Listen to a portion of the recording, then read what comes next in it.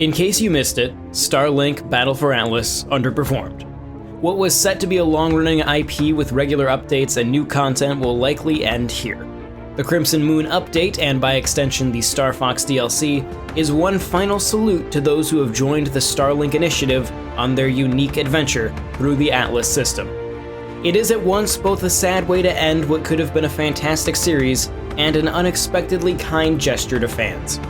While it doesn't answer every question set out in the surprisingly rich lore of the base game, it does serve to give us insight into both the universe itself and a glimpse at what could have been. Crimson Moon consists of two parts. It encompasses both a massive free update and optional paid DLC.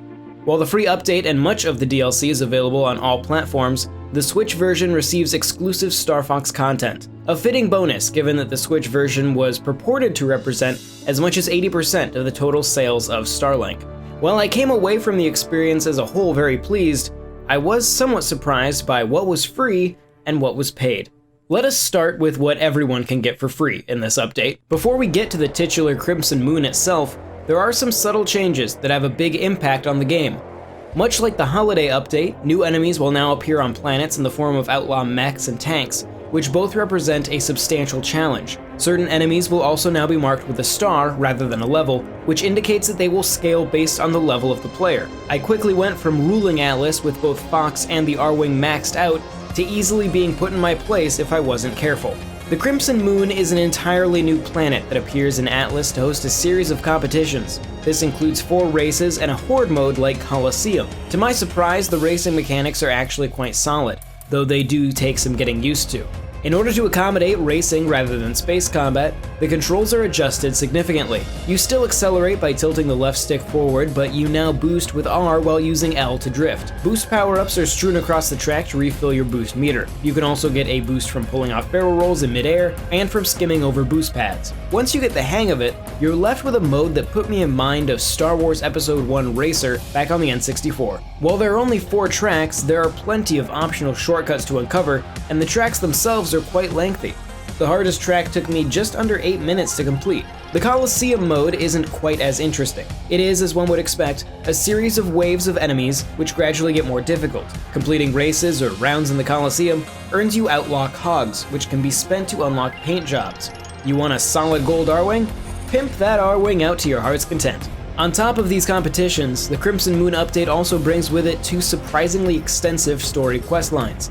One sees you searching out odd power signatures that ultimately give you a glimpse into Atlas's past, and learn more about the wardens who once ruled it. It helps fill out the lore and answer some questions left from the base game. The second sees you hunting down outlaws across the entirety of Atlas. To capture them, you'll make use of the new grapple system, which allows you to tether to unshielded ships, wearing them down until you can eventually capture them. Once in tow, you can drag them back to newly placed prisons throughout Atlas. Even outside of this quest, you'll find wanted outlaws who will provide a tough battle and an opportunity for large rewards.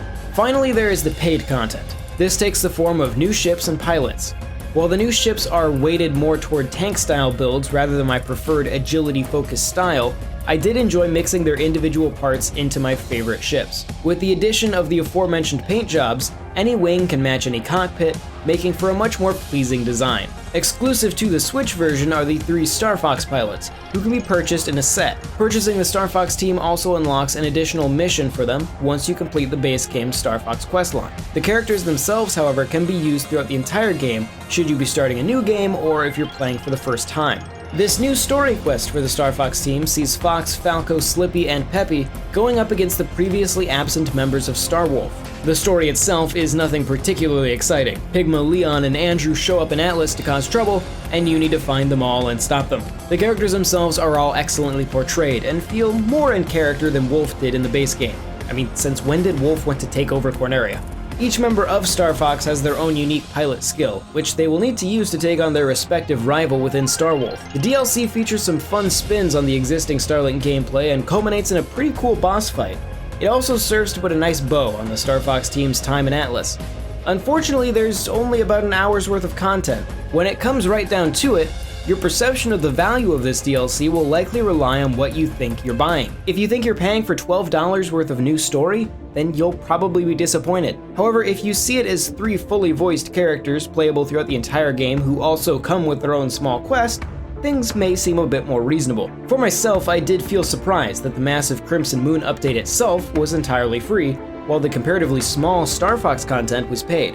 Crimson Moon and its assorted free and paid content are all of solid quality. Some of the best content is in fact free, meaning that even if you're done spending money on Starlink, it is worth taking the time to revisit it for this update. If you're hankering for more Star Fox adventures, no pun intended, then take that extra step and call in the team. Ultimately, it serves as an unexpected but welcome send-off to a game that sadly ended too soon.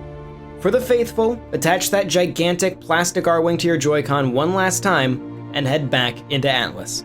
Thank you very much for watching, and if you enjoyed this video, consider subscribing to Nintendo World Report TV and check out NintendoWorldReport.com for a whole lot more. If you want to support both this channel and that site, check out patreon.com/NWR.